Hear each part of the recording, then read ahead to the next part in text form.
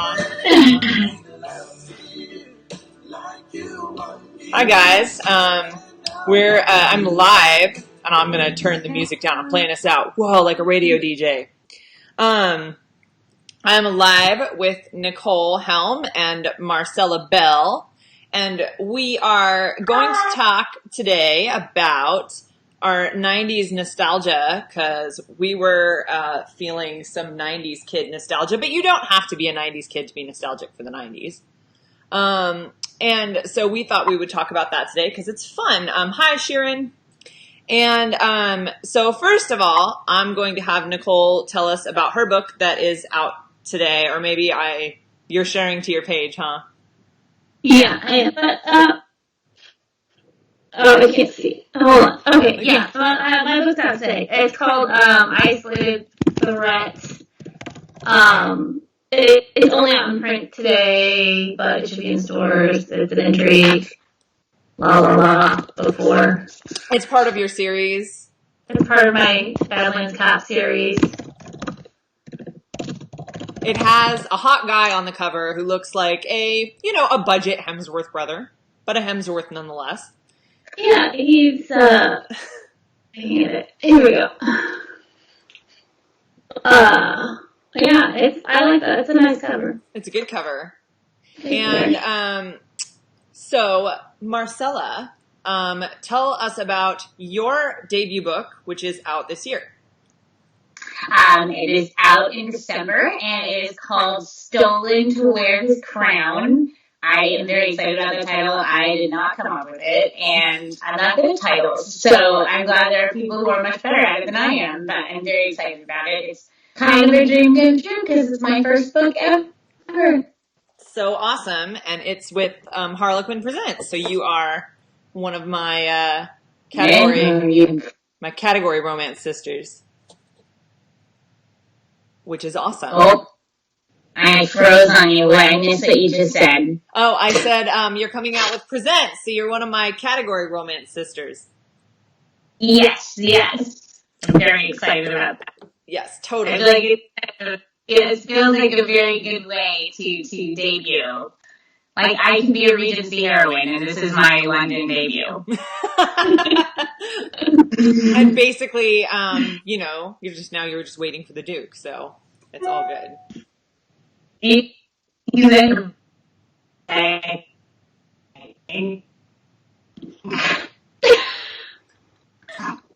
was gonna say you froze on me, but that's okay.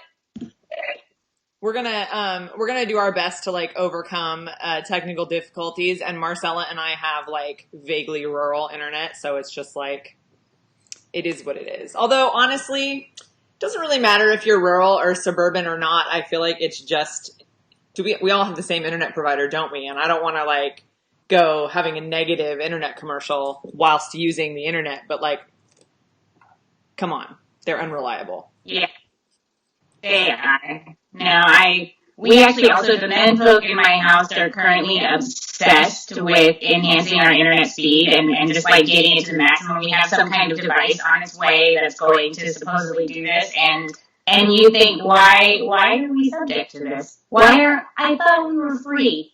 Come on, fast internet for all.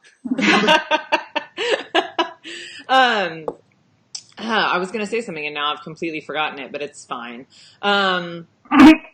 It doesn't really matter. Oh yeah, I was going to ask about mugs because I can see what mug you're drinking about, Marcella, and mine's a travel mug today, so it's lame. I don't have one at all, so. You don't have one? No. Where's your Crystal Light, Nicole?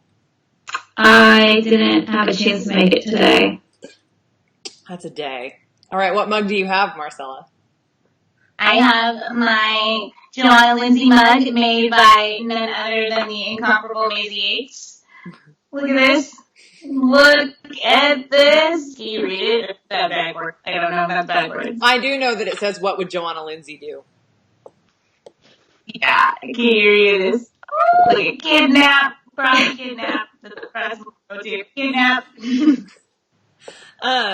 So yeah, for those of you who are familiar with Joanna Lindsay, that is Marcella's romance writing spirit. So you kind of know what to expect. what you're going to get from one of her books. So we were kind of going back and forth a little bit over our texts in the last, since last night, talking about different, 90s things that we remember. So, I don't know. Should we start with, food? Sure. So I brought up Kudos. Do you guys remember Kudos, granola bars? That was the thing my mom would never buy us because she said it was just a candy bar. Which it was. It was. She's completely not wrong. If you guys don't remember Kudos, I'm hoping Marcella is still here and we didn't lose her, but if we did, I'll just add her back in when she's frozen. But yeah, no, so my mom did buy us Kudos and pretend that they were healthy, but the older I get, the more I realize my mom definitely had her hard rules about things. I was not, oh, she's gone. I'm going to add her back. So we'll hopefully get her back in a second. I just have to add her back to the call. She definitely had her rules, which were no sugary cereal, which is probably why as an adult I buy lots of sugary cereal.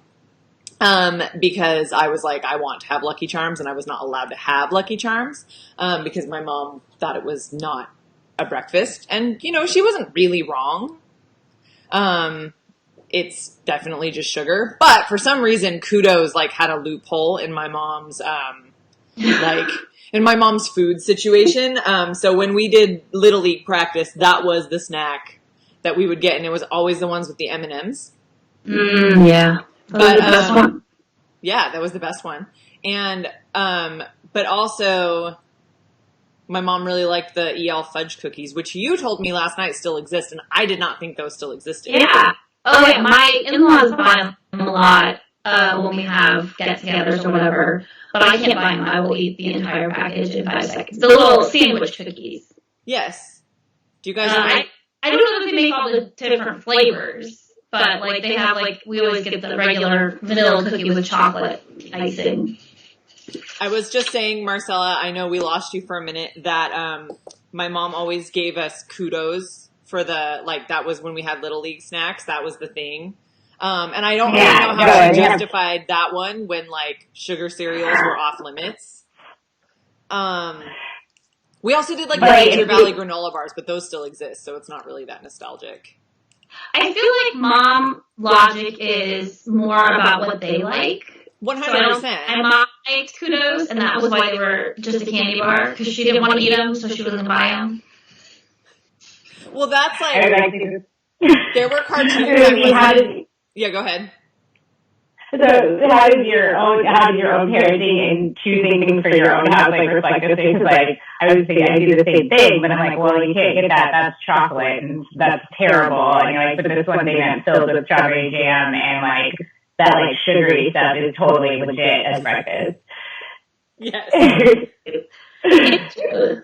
It's totally true. I don't do the grocery shopping in my house, so I really that's my husband.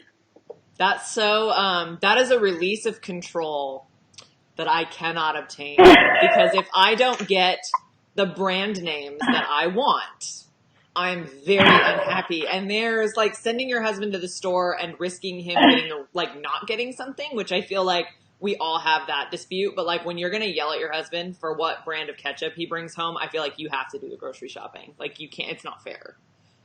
Yes, that is true. Oh, my husband follows directions very well. Mine does not. Yeah, I make the list. He goes to the store. Yeah. No, he wouldn't follow the list. It would be does it matter what kind? I would be clearly no one wants chunky peanut butter. Why do I have to put that it needs to be Jif and it needs to be creamy? Why did you bring home Adams? Chunky peanut butter that needs to be stirred. What planet do you live on? What is the matter with you? Too many details. So that brings us to the 90s. That brings us back to the 90s because that Adam's hippie shit there. That's it. It's 90s. Skippy did a crunchy peanut butter, and we would get that. And it's why did I like that? I feel that was just a random fad that went through. No. You didn't have to say that it was crunchy. Ugh. No, I know. Well, they still have like extra crunchy Skippy or whatever, but choosy moms choose Jif. Gosh darn it. Skippy. I don't know. I think I'm trying to remember. I think my mom bought Skip. Now I will say, we did get a bit of the bottom shelf cereal. Like there was occasionally Marshmallow Mateys, like the bagged cereal that was like the box cereal, but not. Not at all like it, but sometimes better. Like there's certain ones of it that are delicious, and I would never get a box version of that, but I would hate it as a child. Like I was like, are you insulting my intelligence? Do you think I am not here in the same world with you? Would you tell me that this is the same thing as Lucky Charms or God forbid, Fruity Pebbles? Like you can't replicate that texture. It's true. And so we had, I really liked Kix cereal a lot, which also still exists. And I occasionally buy that for my kids. Yeah, little balls of corn. I loved Kix. But I think that was like the level. Well, my mom really liked Frosted Shredded Wheat. So that was like the really sugary cereal that we would have. Or weirdly, she would buy Alphabet cereal and let us put marshmallows in it. But for some reason, she thought regular marshmallows were not as bad as the marshmallows in the cereal. My grandma would always let me put sugar on Rice Krispies. Yeah. Like, spoonful of sugar, and my mom would not. Oh, no, we always put sugar on our Rice Krispies and had to listen to Snap, Crackle, and Pop. I don't like milk in my cereal. How did you get the sugar to stick to your Rice Krispies if it did not have milk on it? You have to put the milk on first. How do you It's on the spoon. No, it's like it kind of binds to the to it when it's damp. It needs to be damp. It really doesn't. You put like bananas and sugar on your Cheerios and stuff too, but like it is a serving suggestion on the box. Okay. I don't like adding stuff to my cereal. I have very bland cereal tastes. Okay. Do you guys remember Squeeze-Its? Is that the Kool-Aid? It wasn't Kool-Aid though. It was, you squeezed it and it had like a twisty thing that you basically had to tear off with your teeth. And I actually have vivid memories of being vaguely car sick and having those on road trips. It's like a bad combo. It was not a good combo. I don't remember them super fondly. I remember them tasting a lot like a bad melted popsicle. Yeah. They were not that good. Like even as a kid, it was just like, I think my parents just got them because you were less likely to spill them than other things. I think that was probably the only reason that was. And that's probably why I remember drinking them in the car. I never got them at another time. They squeeze out though, like so, like because when you pop it, the hole is open and it just like floods out. So like I remember getting them and like scrounging for all the quarters in the house, and then to go up to the corner store and get one because they would sell them in singles, and you'd have to buy a whole pack. And just like so excited, and just squeeze a little bit too hard, and then it's just all over me. And it's like, there goes squeeze it. Hey, hope you enjoyed that. I have like vaguely weird. I had some like weird childhood snacks though because, and this is so funny to me because this store doesn't exist anymore. Like near my house, it's something else now. It's actually like a bar now. But there was a natural food store by my house in the early 90s, and it was not trendy yet. Like it was very fringe to have like organic food, and it wasn't even expensive. Like it was not more expensive because it was not a thing. So there would be like, so we would get like blue corn chips and stuff from there before that was a thing you could find in a store. And we used to walk up to get like tubes of honey and environments, which were little like chocolate mints with endangered animal cards and all, like, so we would find our quarters to go get little environments, which tasted like mints. And that is not nostalgic for anyone because it is a very weird, but it was the closest store to my house. So it was the only one we were allowed to walk to. Like the other one was far away, so we had to have like a bigger group of kids if we were going to walk there. Because there was an actual, like, I live in a pretty small town, but there was like an actual disappearance of somebody when I was a kid, and that you did not walk places after that. So that was like a thing. So yeah, I had some weird like hippie food before hippie food was like mainstream. So growing up in Portland, that is highly nostalgic for me because that store is on every block. I'm like, oh yeah, that's what I mean. Like Adam's peanut butter has been in my life since like 1991, and like that's just the thing. But also, it's interestingly nostalgic is because Macy grew up in the same neighborhood that my husband did, and so when we met, he started telling me all these crazy stories about what it was like to grow up in that neighborhood, including stories about the hippie store. Yeah, the hippie store, that's what we called it. We didn't call it by its name, we called it the hippie store, fully. Your husband lived on the fancy street, though, which was like one of the first things I said to you. I was like, oh, no, he was fancy, though. No, and I thought nothing about it. He was a little fancy, too. I lived in apartments, man, in the city. He lived in the woods. I know hippie stores on street corners in the Midwest, Nicole. I know. No, there's not. But I was growing up. So. Okay, Grace says Sunny Delight in baggies and snip off the corner and drink. Kool-Aid and sugar and just eat it like that. 100%. We traded it like a drug on the playground. Yes. I remember, actually though, we would do it without sugar, which was like, hardcore. that was like powdered Warheads. You guys remember Warheads? Yeah. The Kool-Aid with no sugar is just like mainlining a Warhead. But yes, that was a very trendy playground snack. So you'd bring your Kool-Aid in a baggie and like, or just in its pouch and like eat the Kool-Aid at your desk. Ingrained with your colored teeth. Yes. The other food trend that we had at school was ramen, but that you'd just break up the bag and pour the flavor packet in it and eat it dry. We did not have that trend. Ask your husband about it, Marcella. Ask him because he went to the same school I did. So he may remember. I do not recall Sunny D baggies though, but we were not a Sunny Delight family. I feel like there was a divide. Like you either had like orange juice or you had like Sunny D. Yeah, my mom would not buy any sort of Sunny D. Where my husband's family, they could only have Tang. They were not that was the cheapest option. So like he had like angry memories about Tang. And like but a chick in a glass. A kick in a glass. No. So this is like I saw so I cannot take credit for this joke, but like there's a comedian who had a comedy special on Netflix called Middle Classy, and she was talking about the divide in middle class families. Like first of all, she was talking about how paper towel commercials are super unrealistic because like a kid spills a whole pitcher of orange juice. And your mom's not like, that was like $6. That's expensive. Like she just cleans it up. It's like, no, you yell at your kids when they spill real juice. That's no. But she was like, it's the subtle divides when you live in like a middle class neighborhood. Like if somebody was like fancy for the neighborhood, they had real juice.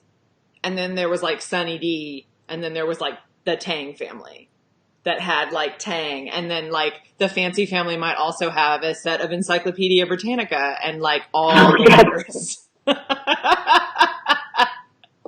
It's like you're all kind of the same, but not. Like somebody had the Disney Channel. So, there's subtle divides. But honestly, like. I think we made trade-offs, but like we did, my mom always bought concentrated juice. Like she did not buy like juice that was made already. It was like juice you had in the freezer. The frozen kind. Yeah, the frozen kind. Yeah. I just think it's cause she wasn't going to buy like Sunny D or Tang. She didn't like it. So, but like you said, like that's the thing you realize when you get older is it's like your mom just didn't like it. And that's why you're allowed to have it. Like I was not allowed to watch The Smurfs. And my mom said it was because there was witchcraft in it. And then later I found out it was just that she thought it was really dumb. That in the 80s, I was not allowed to watch the Gem cartoon, and my mom always told us it was because they said shut up. And when I told her that later, she was like, I don't remember that. And I was like, oh, no, we can watch it. She's like, no, I just hated it. And I was like, oh.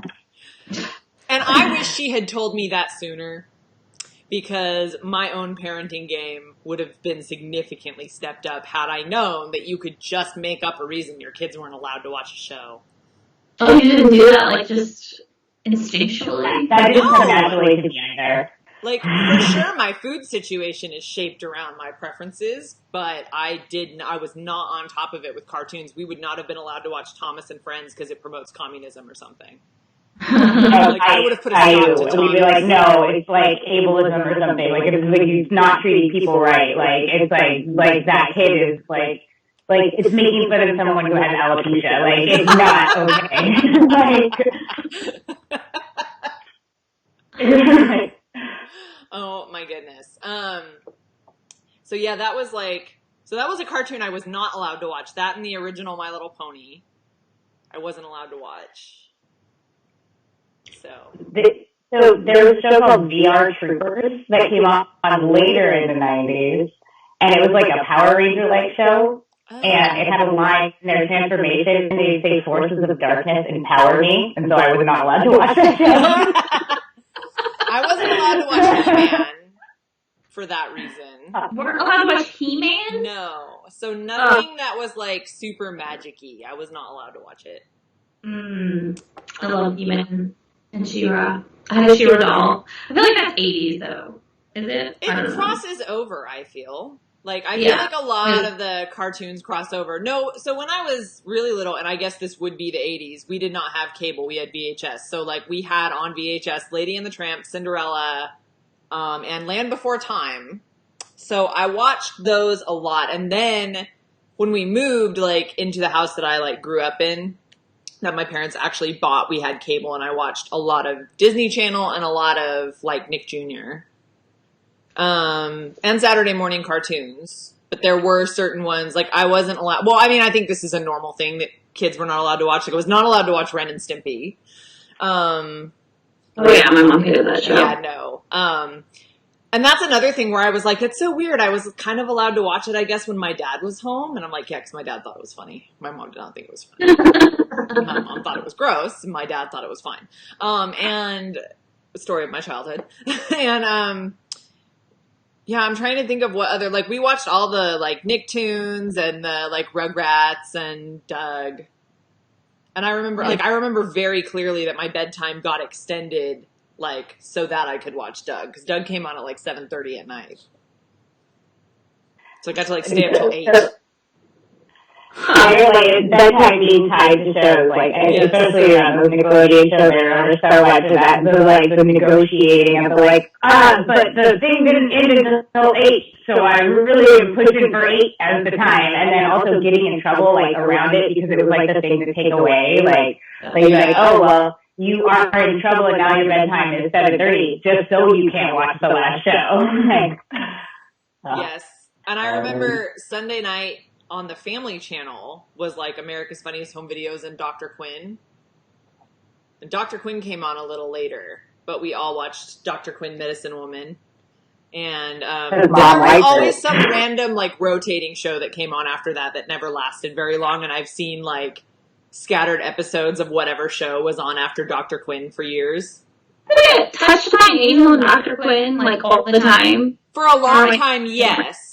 Yeah. But there was, like, I feel like later there was, like, because there was, like, a show called The Five Mrs. Buchanans, which I have since Googled. It lasted, like, one season, and I watched it. And it was literally about all these women that had all married men from this one family, plus the mother-in-law, and, like, the men were never on camera. It was always just them, like, dealing with each other. And clearly they had nothing in common. Hijinks ensued. It did not last long. So there was always, like, some... But it's like TGIF. There were, like, anchor shows of TGIF that lasted for years. And then there were, like, all these rotating shows. Like, there was one where someone was an angel, and it might have been Eric Von Detten. I don't know. Which is a very 90s crush that I had. So I obviously watched it just because I thought he was super cute. So I was basic, and he was a blonde boy with a bowl cut.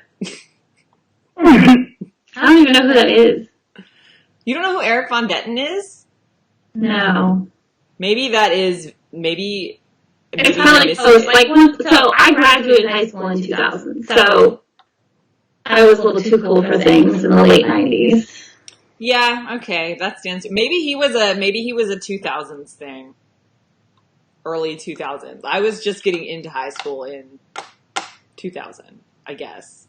Ish? Yeah, something like that. I think I graduated I don't remember when I graduated. I don't care. I don't know. I have two screens from me. What happened? You have two. I have two screens here. I'm a little bit afraid if I close one, the whole thing will go off. So yeah, just don't touch anything. Yeah, I'm not touching anything. Actually, just leave that be. No, I feel like going back to food though, I was remembering because I was thinking about all that. Well, first of all, like the 90s had great commercials and we all had to watch the commercials, which is a thing that I talk to my kids about all the time. I'm like, we were all watching the same things. So the amount of like shared knowledge and experience you had was a lot. Like, cause my kids will choose to watch all these different things and some of it's old and some of it's new. And like, I'm like, you don't understand. Like, there was a point in the 90s when we were all watching like Carrie Strug do a vault on her broken ankle because there was nothing else on. And then everybody was talking about the Olympics. The Olympics were awesome. Well, the Olympics were awesome, especially when they were in Atlanta. And it was, I got the gymnast Barbie. That she had like a little plastic hoop that went around her waist so you could flip her. I was so into that. I was so into the Olympics. Oh, did you guys ever get the Barbie who had the hair that grew, the endless hair? But I wanted that hair, one. so. I did not get the endless hair Barbie. I wanted that one. I had one where her hair changed color. There was like a heat pin, and if it was hot, yeah, her hair would turn pink, and then if it was cold, it would turn blue. I did have that one. And I feel like I had like typically whatever Barbie we got at a yard sale. So I did not have like on-brand Barbies. I did have Polly Pocket. I had Southern Belle Barbie. I did not. She had this giant pink fluffy dress, and you could like take parts of it off to make it smaller and smaller. I remember because me and my one sister is only 2 years younger than me, so we would get the same Barbie. So we would have two always of the same Barbie. But I loved her because her dress was like peach and lavender. I was very into the lavender. I thought you always got the brunette one. That's what just like dolls. So like I had what was called Hot Looks, I believe. And I got the dark haired one, and my sister got the blonde one. Even though we're both brunettes, by the way. And then the American Girl dolls, I got Samantha, even though I wanted Kirsten. Stuff like that. Barbies, there aren't any dark hair Barbies, are there? Yeah, there are. I had the cowgirl. Oh, no, Barbie comes all across, yeah. Yeah, I had the dark-haired cowgirl Barbie. That was the thing I got for Christmas one year, and I remember it very vividly because I think my parents got me the dark-haired one, and like the same year my aunt and uncle got me the blonde one, so I ended up with like two cowgirl Barbies. You can go on rodeo together. I had one Ken doll who came from a yard sale, and I had a Michael Jackson doll. So Barbie was my thing as a kid. So I had like every Barbie on this side. I had also like every Disney Barbie. So my favorite Ken was actually Aladdin. And his hat was like a plastic hat that had like on his head that didn't come off or anything. But he was just like still the best thing ever. And so yeah, I had all the characters and all that. But yeah, everybody, like that's all I ever wanted for every holiday and every birthday, like Barbie. Neither of us ever wanted to ask for Ken because we always wanted Barbie. So we had one Ken, and then we each had I don't know how many Barbies. And so, they would just always fight over the one Ken, romantically. We never went to the second one. No, or sometimes it's you accidentally cut hair. Yeah. Well, I was going to say, I just remembered when you said that I had an Ariel Barbie, And I believe her bikini top was like welded to her, like her top was welded to her, and she had crazy bright hair. And then when I was like 13, I cut all of her hair off and colored her scalp black with a magic marker and like colored her hair. So she had like a black buzz cut, and then I like drew tattoos on her, and I don't know why I did that. I just had this really nice Ariel Barbie doll, and that's what I did to her. But like cutting Barbie's hair was like kind of part of having one for me. I did terrible things to their hair. I was too afraid of my mother being angry to ever cut a Barbie's hair. My mother was angry quite a lot. Mine was okay with my creative expression. So. My mom was like, "You just spilled the juice. I just bought you that Barbie." I mean, that's what I would do. I would be like, this is not for you. Like, the constant, like, thing in my house is, like, so when we got my daughter a really nice bed, which she, like, doesn't even have anymore because it didn't fit in the room she has, so, like, we got her, like, a loft bed, and it was fancy, and I was like, this is not for you to do art on. This is not for your creative expression. And then she did it anyway, which I didn't notice till we were like disassembling it to move. And then I was like, we're not even keeping it now. It's like too late to be mad at you, but I'm mad at you. When did you do that? She's like a year ago. I was like, because it was like underneath. But yeah, no, so that's the thing I have to tell my kids all the time is it's like, it was bought a certain way. It's not for you to do art on. So like, I guess that's skipped a generation or something. My mom was like, it's yours, do what you'd like. And same with like, my mom was very cool about like, she let me dye my hair starting really young and stuff. Like she was like, it's just hair. It doesn't matter. Like she let me do whatever I wanted to my hair. Wasn't allowed to watch the Smurfs because of witchcraft, but whatever with the hair. No. You were not allowed to do whatever you wanted to your hair? No. I had the hair. The hair was okay. I was allowed to do whatever with hair, but not drawing on things. No. No. Did you guys eat Dunkaroos? Oh yeah. Mom would not buy, but I always wanted. Because they were basically, yeah, they were basically just cookies you dipped in frosting. Right. Yeah, the frosting was straight up frosting. It was frosting. I think like, that is the. I think that's the birthplace of the particular sweet tooth that I have. Actually, is like Dunkaroos. Mm-hmm. That it was perfectly acceptable to just be like dipping a cookie in a mound of frosting. And like the texture of the sprinkles in it, because they get kind of like wet and warm, like frosting logs, and they just like they're shape. They were frosting log sprinkles, and I think. But then also like I always preferred, if I was going to get one of those fake cheese snacks with the little cheese, in the one side, I liked the breadsticks rather than the crackers. Yeah, I did not like that cheese, but my mom would get really mad because I just eat the breadsticks and then throw the cheese away. My brother did that. He did not like, but he didn't used to like any kind of cheese unless it was macaroni and cheese, which he put applesauce on. Why do you always have to bring that up? Because it's weird. It's a weird thing that he did. That he probably doesn't want to be reminded of either. He put applesauce on his hot dogs too. I like to keep those things alive. Put applesauce on pork chops though, so that's like at least a little more reasonable. Like the mac and cheese, like that's kind of a stretch.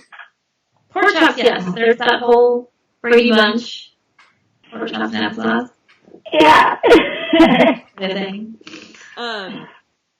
I don't remember what I was going to say. It was something about, actually, Nicole, you bring those sandwich crackers to conference whenever I room with you, and that is deeply nostalgic to me. So, a weird thing, my mom used to stock vending machines.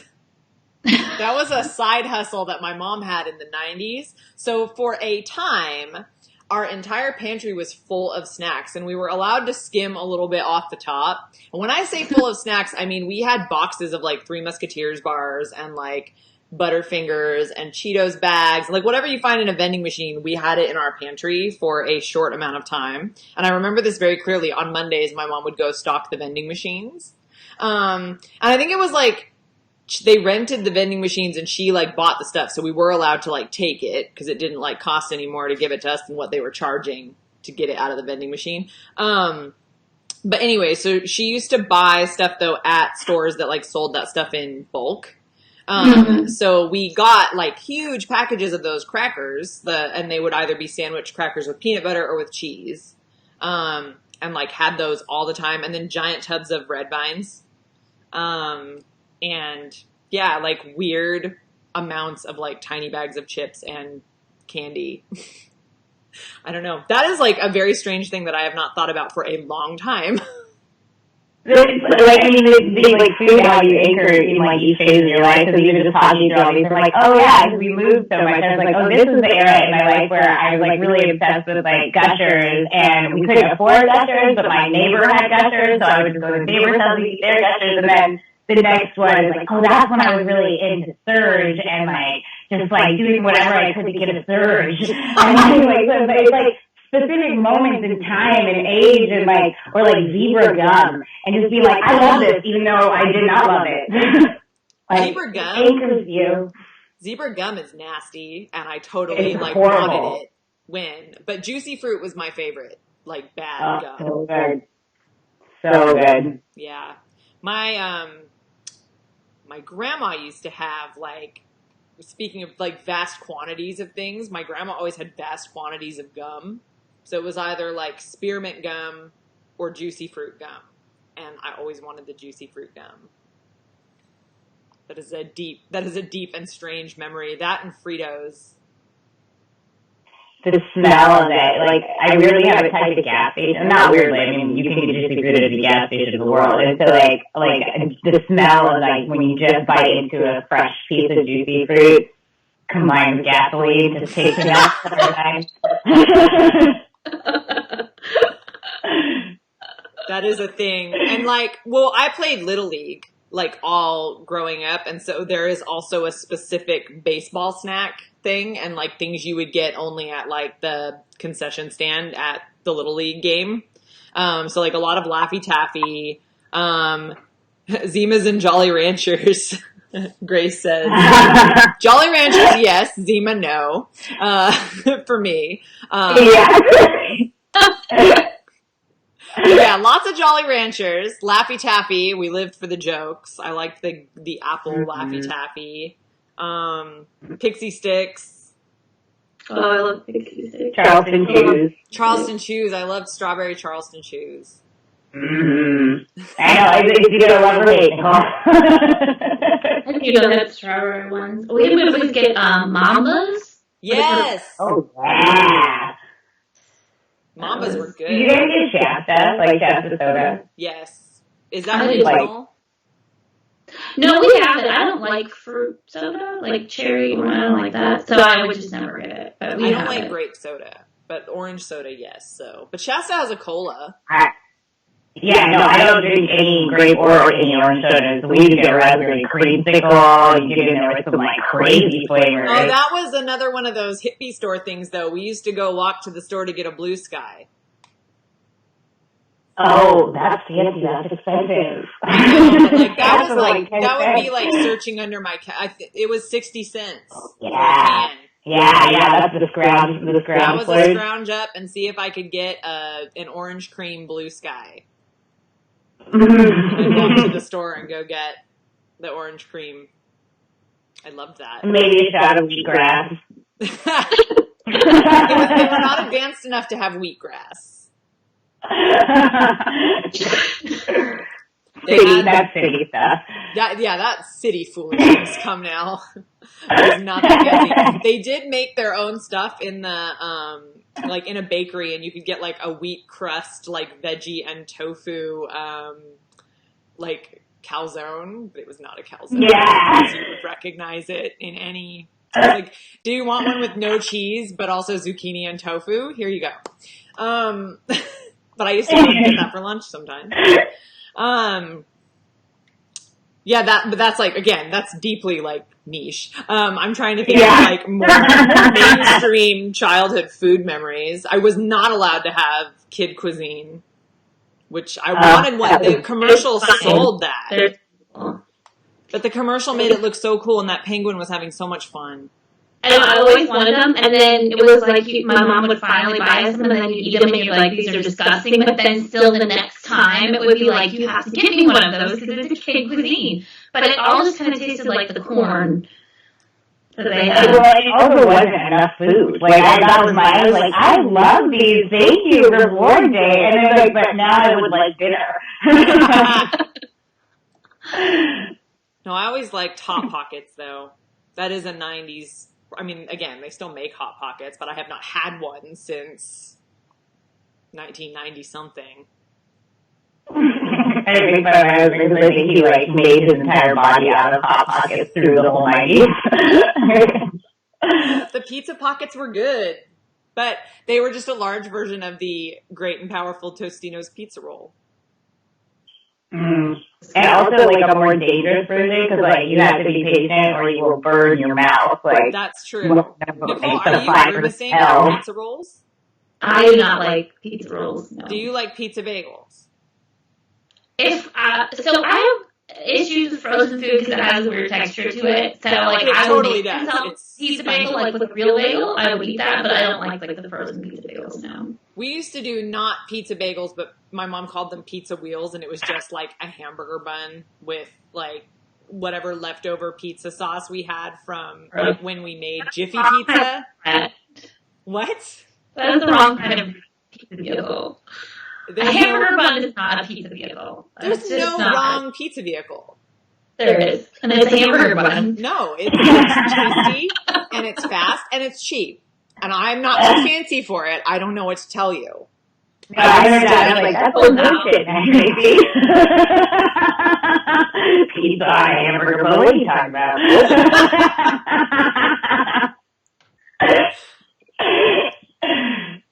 I think it's valid. I liked it.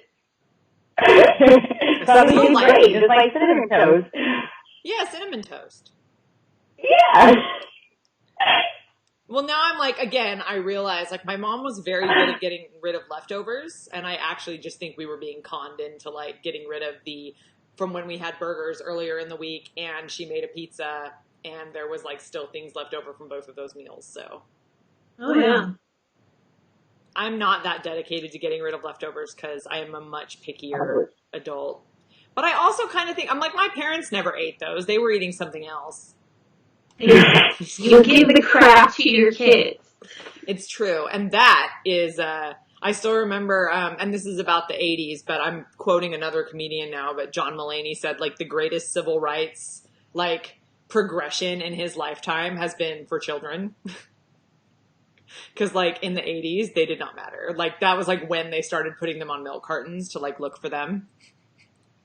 Yeah. Like, oh, he didn't come home. Like, maybe we should, like, send someone after him.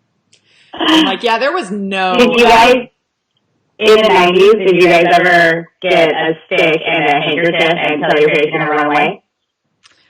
I didn't. My also running away was in the 80s. And I literally, like you, I moved a lot. So, like, I moved to a new house in 90. So, like, I have a very clear delineation between the 2 decades. But I remember I wrote a note, I'm running away, you will never find me. And I was in the bushes, like, and waited for them to come, like, trying to look for me. And, you know, they could have cared less and probably knew exactly where it was. We did that, but with just a pillowcase. And, like, I remember we would always, like, elaborately run away when I was visiting one of my friend's grandmas who lived on the real fancy street, Marcella. Like, they were fancy. They were up, like, and they were way kind of in the mountains, and she had a big property, and my friend had a 4-wheeler, which we would ride on unsupervised because it was the 90s. So I had multiple friends with 4-wheelers, and we would, like, go all over in the woods on 4-wheelers, or, like, we also used to sneak into, like, one of their neighbors' yards and ride their horse without permission. I believe it was actually a mule. It was fine. No one got hurt. But easily could have, but everyone's fine. So we would, like, pack up a pillowcase with, like, green apples and bread, always bread, and like bread from the Albertsons that was like fresh baked out of the bakery, you know, but like we'd be like, it's crusty bread because we're abused. So we're going to put it in this pillowcase and ride away on a 4-wheeler. Or I think actually when we were younger, it was my friend's grandpa's riding mower with a trailer hooked up to the back. And so she would drive it and I would like ride in the trailer in the back and we would like run away on her grandma's property. Like go off into the sunset. Yeah, go off into the sunset on a riding mower. Yeah. So I wouldn't even get that far because I'd be like, I just like, the thing I need to do is to figure out how to tie this handkerchief so that it holds a bundle, and then I would like get it tied around the stick, and I would pick it up, and it would slide down the stick, and I was like, why? And just start all over again. I just wouldn't even get out, like. But I feel like it was always the boxcar children fantasy. Yeah. Exactly. Oh, yes. I was like, I'm going to find a boxcar in the middle of the woods. We're going to get a glass jar of milk, like those still exist, and steal some bread from the baker's wife, and then find out I have a rich grandpa. I knew both of my grandpas, so where I thought I was going to find a rich one, I don't know. Oh, those are good books, though. Indian in the Cupboard. Did you guys read those in school? Yes. We read that as a school book. Yes. That was the book that taught me that the book is always better than the movie. I do remember I the learned movie. that. And I read Babysitter's Club. Oh, yeah. Yeah. My favorite Babysitter's Club ones were the mysteries, though. Because I was really, really into mysteries, so I liked the regular Babysitter's Club book, but they started having mysteries, and they were, like, kind of creepy. And I really liked those. But I never got into Sweet Valley High, which I feel like you both liked. I love Sweet Valley. I did not read Babysitter's Club. I read a few, but not very many. It was Sweet Valley High. I read Sweet Valley Middle School, Sweet Valley High, Sweet Valley University. If it had Sweet Valley on it, I read it. I watched the very short lived show. I still recognize those girls. Like if they're in anything else, I'm like that's the Sweet Valley girls.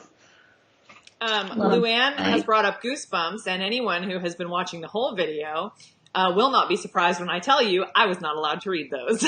No, I was in the official Goosebumps fan club, so I got the coffin with the water bottle and all the cool little things, like little bags, then, yeah, I would like to ask if you guys looked at Goosebumps, and then that led me into, like, Fear Street and Lois Duncan and Christopher Pike. Did you guys get it? I remember seeing those.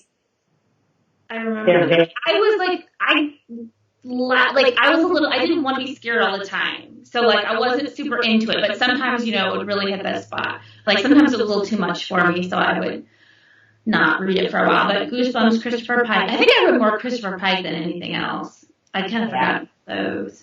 I remember just the covers, like, freaking me Yeah. out. And I did not read any. I did read, like, The Face on the Milk Carton. Yes. Which was so dramatic. And I remember, like, I actually remember being hugely disturbed by the sequel where she went to go look for her family, and she was actually a year younger than she thought. And so she was like 14 actually, and her boyfriend was like way older than her, and she was like having sexual fantasies about him, and they almost did it in a hotel room, and I was like, and like hid it under my like bed for like a week. So I was like, she's like 14. Yeah. That same arc, I went through that. Yes. Like I was like, this is not okay. I was my own censor. I didn't even need my mom to help as much as she thought she did. I was like, no. What were those ones where like girl always died? Oh, like Lurley. Oh yeah, something like that. McDaniel? Lurley. I don't know. But It was Lurley, like too young to right. die, too soon to say goodbye. yes. 15 and dying. yes. That's really what they were called, or ish. Like, yes, they were Yeah. literally all about somebody dying. Yeah. And I remember those being in our classroom, but I did not read them. Same as, like, I didn't really ever get into the, like, Are You There, God? Is It Me, Margaret? Like, we had them in my class, but I remember starting one and being like, I remember starting that one and being like, it's a lot of periods, I'm out. I feel like this is supposed to be, like, helpful, but, like, I don't want to read about it. Yeah, if it had a period, I was like, no. I was like, I'm good. think about, ignore. Yeah, I was like, I don't need to also read about it. Thank you. Drama. Yeah. Was not drawn to them myself either. More from like a dated thing though. So like these are outdated. I know it without even touching them or opening them. I'm like refusing. They were like even. I'm trying to remember. I liked any kind of book. Like I liked I liked a mystery, but again, not like quite like the Christopher Pike. Like I didn't like a horror-y, thriller-y thing. I liked a vague spine tingle, but nothing too, nothing too, like, I like a kidnap, but like not too much peril. Yeah, like there could be a dead body, but it wasn't like a constant, like, so I like a murder mystery. But I remember, like, I feel like there was a point in elementary school where I was trying to read like Michael Crichton and stuff. And a very odd, like, period of time because I don't read that stuff now. So I was like trying to read adult books, but couldn't figure out what I wanted to read. Like I tried to read Outbreak, I think. I don't know.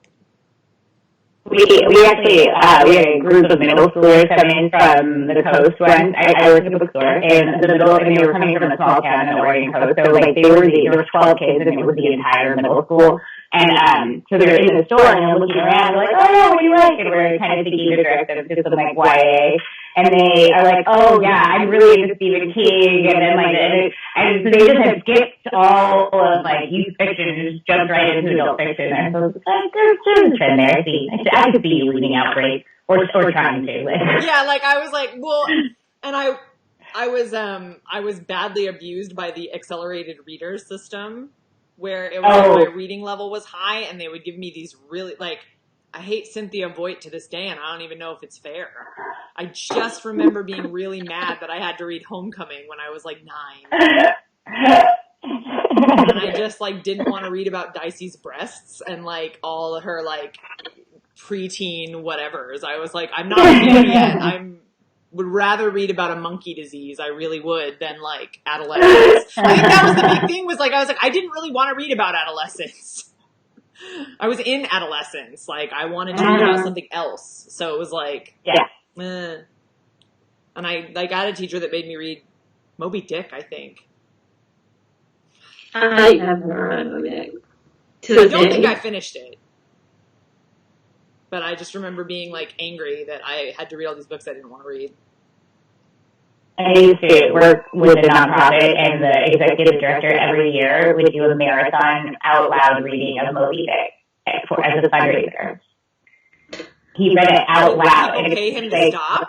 How does that raise funds? They just say like they pay really like he goes and he reads for like hours and hours and hours and hours just reading out loud. Wow. Right, it is straight go. No breaks. Like I think you have to have water. Surely. I would think. Yeah. Oh, so we've been talking for a long time, and we have not covered music. I feel like we need to do like a lightning round of music at least. Like who's got some, I liked, well, okay, so this will also surprise you guys, not at all. I was not allowed to listen to very much music. Wasn't allowed to watch MTV, so there's a big, but I remember being really into my friend's Ace of Base cassette. I totally had that tape. Yeah. For sure. Ace of Base. I saw Leah that. Loeb, that was, she speaks my heart to this day. My husband still quote that song. You say I only hear what I want to. Frequently.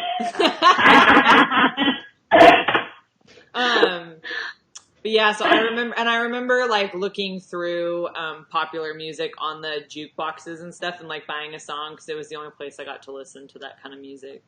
So on like the Now Volume 20 set, like CD in the jukebox. yeah, My sister had all these things. So like music was a very like ill-gotten like I remember I really, really wanted the Spice Girls tape and was fully not allowed at all. And I remember thinking when I'm 17 and I have my own car, I'm gonna buy the Spice Girls CD and no one will know, and I'll have it and I'll hide it. But I didn't, because I did not like the Spice Girls by the time I got my own car. So that was like a thwarted like fantasy that I had as a child. my stepmom loved it, and so we would get in our minivan and blast the Spice Girls wherever we went, and my stepbrothers were just horrified of the Spice Girls coming out of the minivan with their mom. It was the best. That's amazing. I recently, well, it's been a few months now because it's been however long since I picked a kid up from school, but I rolled up to my son's school playing Cardi B, which he did not appreciate at all. At all. Which is why it was fun. Well, yeah, it's at his school too. Like, I know. He was like, "What is it?" It's Cardi B. I don't think any of the other moms were blasting Cardi B at pickup that day. I don't think Archery Mom is blasting Cardi B. No, that was just a me thing, which makes me even happier about it.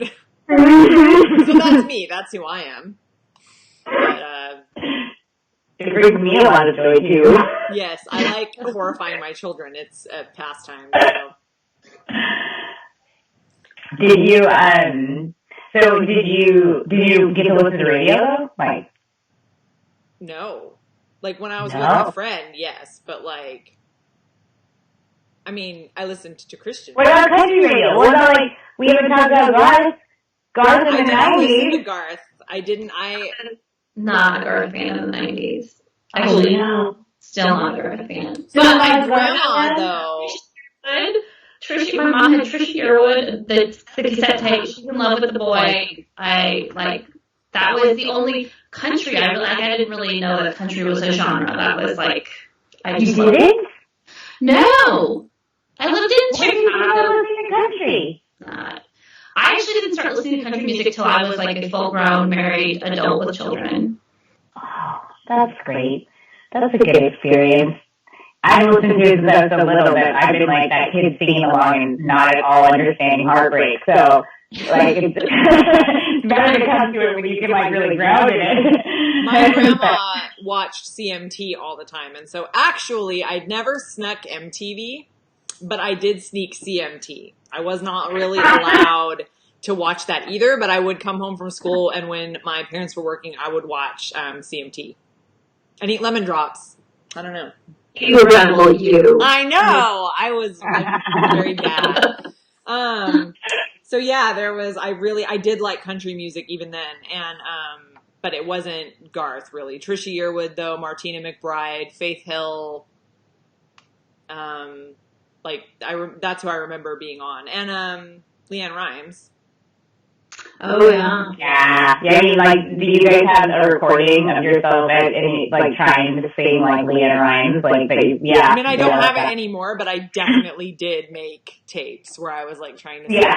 I do remember sitting in my friend's SUV because my friends would all listen to the radio and stuff. I don't know how to tell you this, Mom and Dad. I knew every song anyway. And I remember, I have a really weird memory for, stupid things. So, I remember literally every song, too, from radio play from that time, even though I was not allowed to listen to it and didn't get to very often. So I remember riding around with my friend in her mom's, big Suburban, and we would sit in the car at every place she stopped because we were waiting for Tearing Up My Heart by NSYNC to come on. And when it finally came on, we were like, ah! And, we were so excited. It was so great. It was probably 1997. I love country and I love pop and I love R&B and hip hop, but the loving of country and R&B had a couple of really interesting because there's oh gosh, I can't think of the name right now, but there were two songs. One was first an R&B song that then someone made a country cover of, and then one was a country song that they made an R&B cover of, and I felt like my brain was going to explode at the time. And I had to go out of my way to explain to everybody which song came out in which genre first. Of course. That's completely fair. I would have had to do the same. Oh, yeah. So you mentioned, Nicole, that you were in Chicago in the 90s. And so I do feel before we release everyone from this prison of 90s nostalgia, that we need to talk about the Chicago Bulls. And I have been watching the documentary, which is fantastic, by the way. But yeah, so I lived in Chicago from 89 or 90 we moved to St. Louis area in 90, the end of 95. So I saw the first three-peat. We got, in our Happy Meals, we got buttons that said like three-peat or something like that, and we would like wear our little three-peat buttons. Like, I'm sitting there watching the documentary with my husband, and I'm like, oh yeah, I remember this game, you know, like, it's here, and St. Louis has never had a basketball team as long as he's been alive. He does not care about basketball, and he's like, he's never watched. I was like, did you watch the finals? Were you into it? And he's like, and I'm like, I can tell you everything about everything. I remember the flu game. I remember when his dad died. And I remember everything. That was and like, we went to St. Louis, and I watched the second three-peat from afar, but then I've never paid any attention to basketball ever since. Like, I know nothing would ever live up to that ever again. But yeah, and I still love, like, I have been a lifelong baseball fan. Like, I love the game of baseball. And I was a White Sox fan when we lived in Chicago, and I've been a Cardinals fan since we moved here. But, like, that Bulls thing, like, sort of it was bigger than anything. Even, like, when the Cardinals won the World Series, that was a big thing, but it was, like, once. Like, to go through it, like, every year, and to have Michael Jordan was... Yeah. Such a defining part of that era for me, yes. It's I funny don't because care about basketball at all anymore. yeah, well, I lived nowhere near Chicago and was actually not really a basketball fan, but even still, Michael Jordan is Michael Jordan, and I don't think there's ever been. Yeah. I mean, I don't know. I guess everybody says LeBron is as good or whatever, but I'm like, but he's not Michael Jordan. He's just not. Like, it'll never be.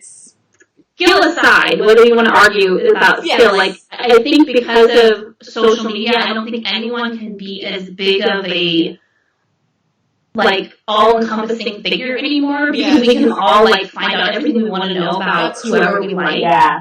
And, like, but you could only, like, watch TV to find out what had happened, and so you were only going to hear about Michael Jordan. Like, you couldn't really deep dive the other players, you know. That's very true. There's definitely it's that shared experience of what you were being shown.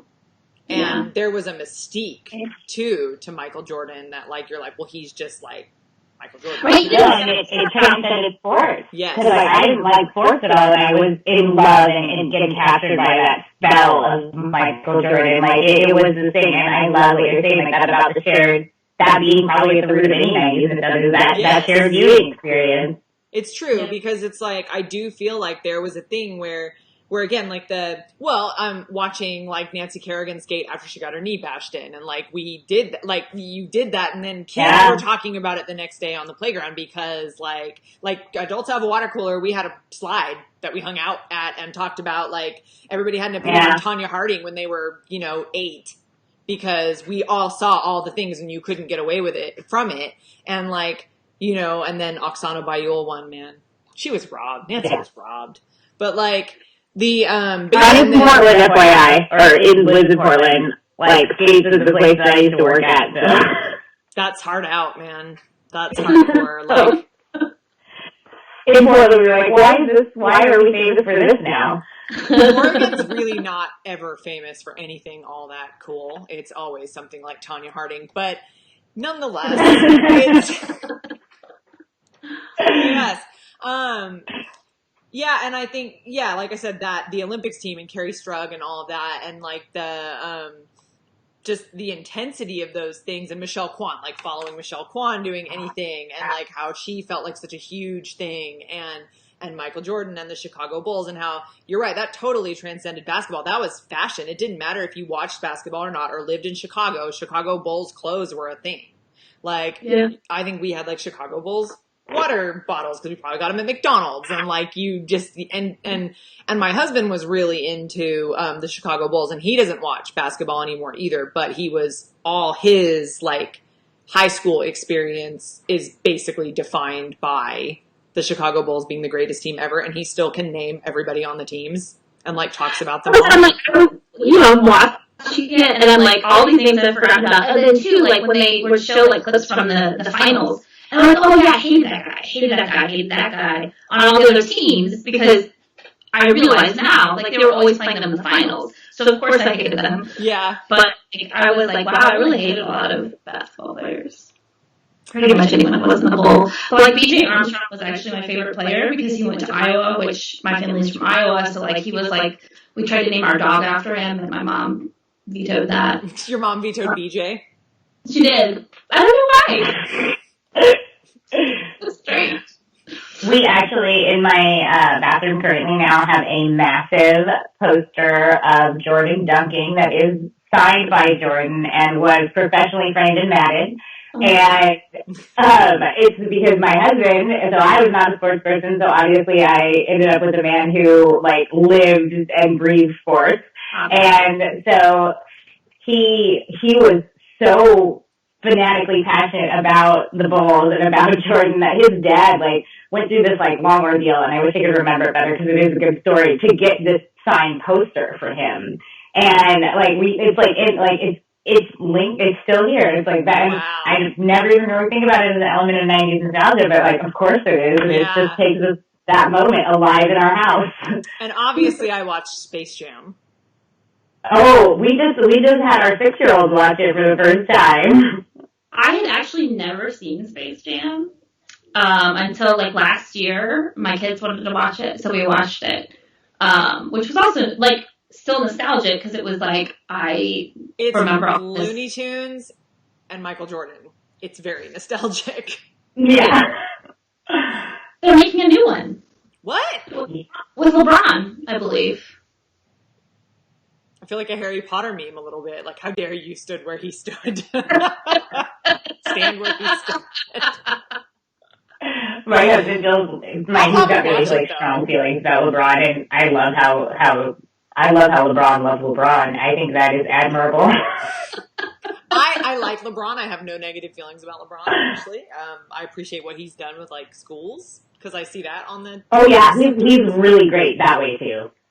Power Rangers. I remember so Luann mentioned Power Rangers, and yeah, we watched Power Rangers, and I now am having a very weird and visceral memory because we watched it with the neighbor kid who lived with his grandparents, so they were super checked out, and they bought him Super Mario soda, which was disgusting and probably didn't last very long, and was like, they were little cans, and they were like, the Yoshi soda was green and I don't know what it was, and like Peach was pink, and there was a Toad one, and like they were so nasty, and we drank that while we watched Power Rangers because those are linked in my head. Google the Mario soda when you get a chance. It existed, probably not for long, but yeah. My brother was also really, really into Star Wars in about 1997 because that's when they started re-releasing the originals in theaters. And he got obsessed. He had a whole Star Wars bedroom, and he also collected the soda cans, the Pepsi cans that had all the Episode 1 characters on them. So his windowsill was full of empty soda cans with, like, different Star Wars characters on it. So some soda-related memories from the 90s. Power Rangers is tied to the, like one of those, so when I would have been in, like, 3rd grade, and I was at a school we went to for a very short amount of time. But, so it was pretty new there the whole time that I was there, but there's this boy that came up to me one day, and he's like, I really like you, I want you to be my girlfriend. And I'm like, whoa, this has never happened to me before. Oh my God, okay. So we played Power Rangers, and so the core of being boyfriend and girlfriend in this time was that he would be the white Power Ranger and I would be the pink Power Ranger. And so we're dating, and then the next day he comes to me and he's like, this other girl, she agreed to be my girlfriend again, so I don't want to break up with you, but if she dumps me again, I will ask you out again. And this is like my defining moment in relationships because I was just like, this is not how this works. And I gave him my number. I told him no, and I was like, if you don't want me now, I don't want you later. They're like, no, I'm not your second choice. I got all attitude-y as a child. But then I also have forever held that against the Pink Ranger. The Pink Ranger was played by the same girl who was Susie Q on that Disney Channel movie. Do you guys remember Susie Q? So only because of her as the Pink Ranger, because I knew her more as the Pink Ranger. Yeah, no, it's a very dark movie. I don't know how it was on the Disney Channel because it's literally about the song like Susie Q, and like there's this. It starts in the 50s with the girl who was the Pink Ranger and her boyfriend Johnny Angel, and they get in a car crash and their car goes off the bridge and they die, and then she comes back at the high school in the 90s as a ghost. And it was, the guy was the guy that played Jimmy Olsen on, Lois and Clark. Yes. First one or the second one? Second, Justin Whalen. Second one. Oh, Yeah, the one that was there longer. The better one. So yes, he was the love interest in that movie, but she was a ghost from the 50s, so they couldn't end up together. Did not have a happy ending. Oh, except at the end, some girl joined the school and she looked just like her, like after he helped her cross over to the other side. It was very creepy. Not a happy ending to me. That is No, it was very creepy. And I loved it when I was a kid.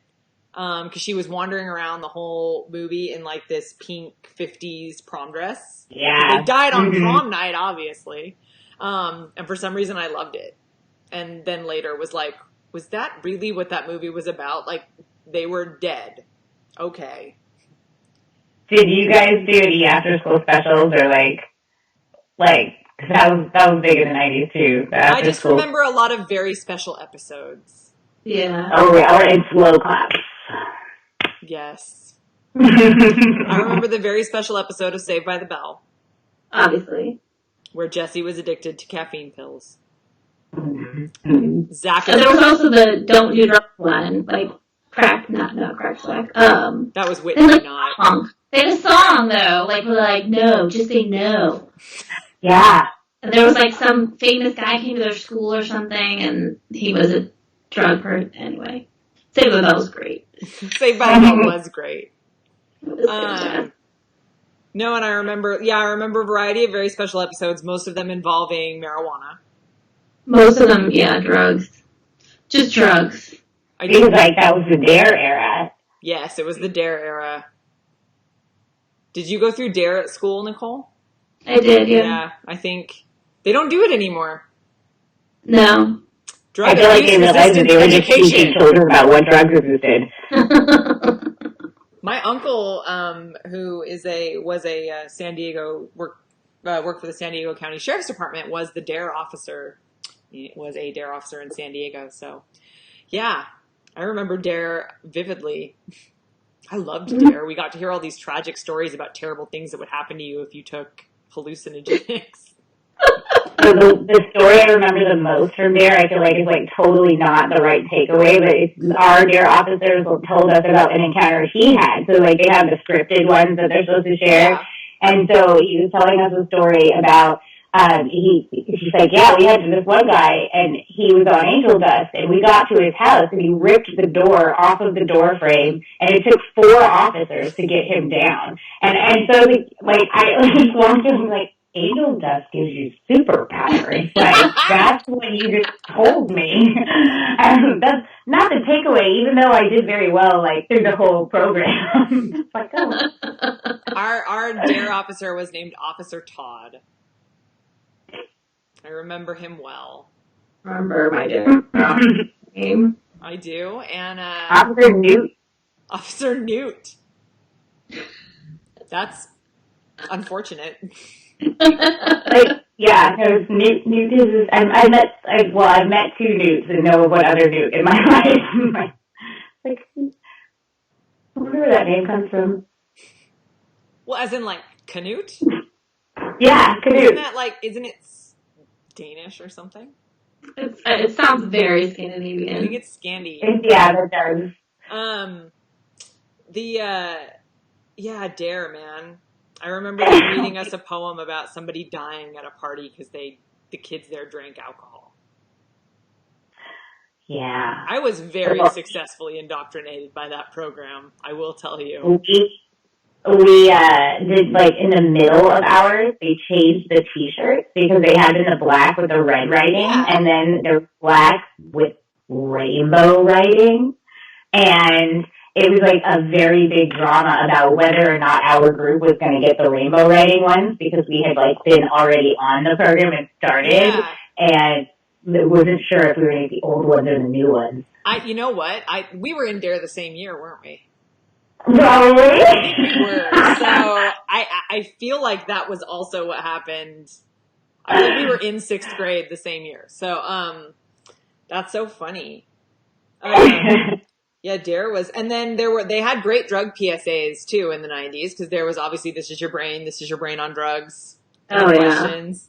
And also I remember vividly one where they offer the kid a joint and he's like, no, I don't want one. And they're like, why are you a chicken? And he's like, no, you're a turkey. And like slams his locker. Oh, yeah. I used to say that all the time after that commercial. You're a turkey. You're a turkey. I don't even know what that meant. And they made the joints look like cotton candy somehow. I was very confused about what marijuana even was. At that point in time. I was like, are they offering him like pixie sticks? I cannot tell what that is. Oh gosh, and the kids and his haircut because he had that like blood hair and that like kind of like it was like a bowl cut shape but parted in the middle. Did Jonathan Taylor Thomas do? But parted more because like his wasn't like his got more parted over time because he like also aged with Tool Time. We did not talk about Tool Time. Tool Time was my fave. I loved me some home improvement. I feel like philosophically, I was like always, I wanted to grow into being the type of figure that his neighbor was. Like, this like wise, unseen being behind the fence. Yes. Wilson is kind of goals, it has to be said. He knew what was up and really like, he could just kind of choose when to drop in and have that interaction or not. It was up to him. No one wants to be Al. Al was just stuck with him. Al is a tragic figure. He was like, I'm more skilled. And like, but like every shenanigan that you get involved, like I'm in the explosion. So like, what's even the point? Yeah. But I liked his flannel. Okay. And his gentle manner.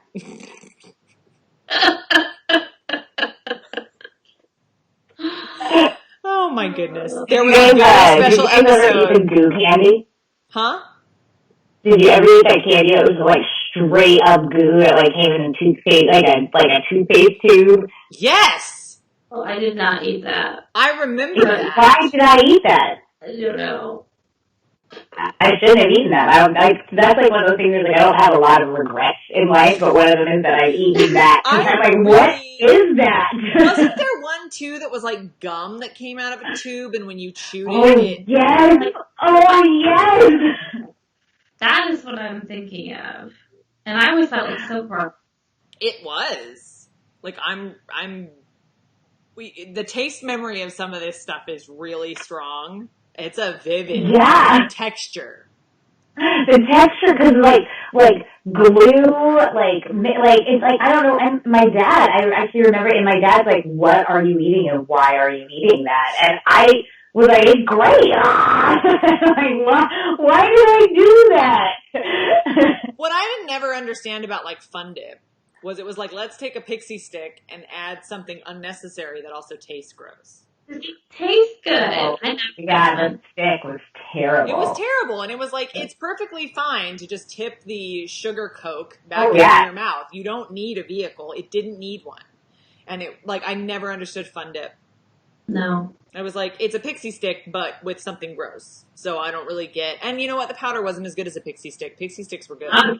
Pixie stick, no. Did you guys have, like, corn nut trends?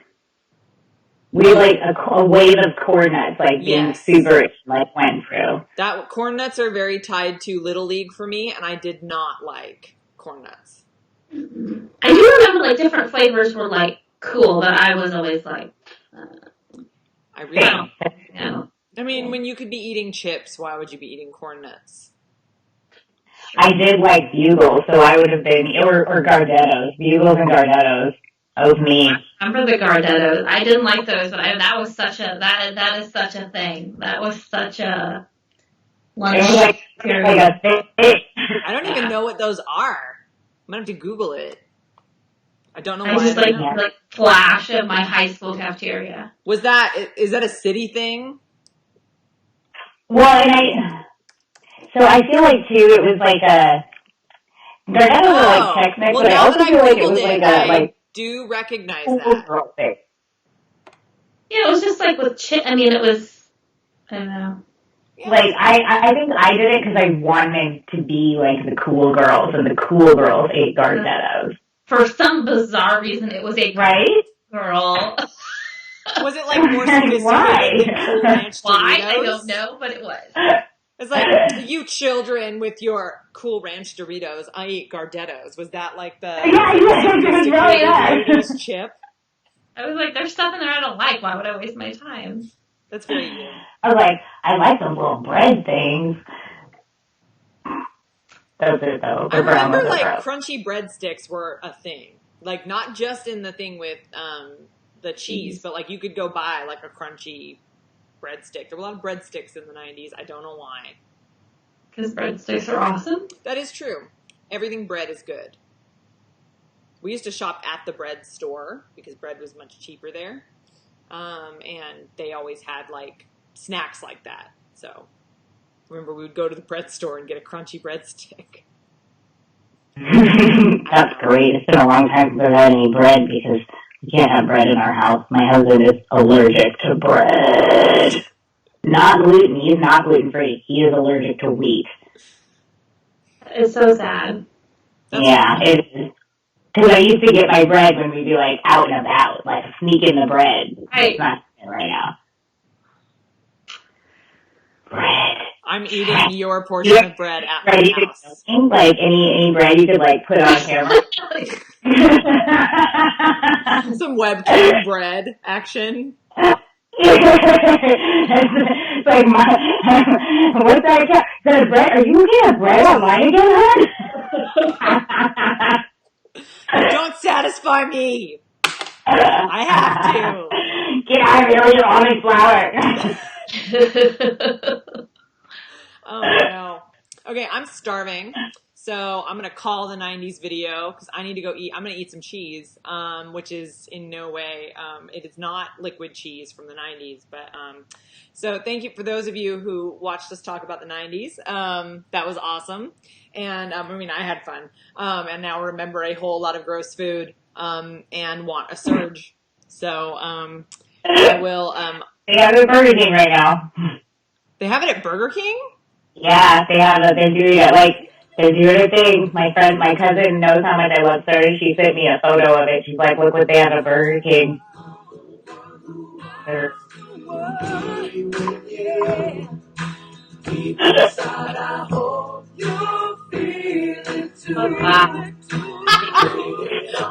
everybody.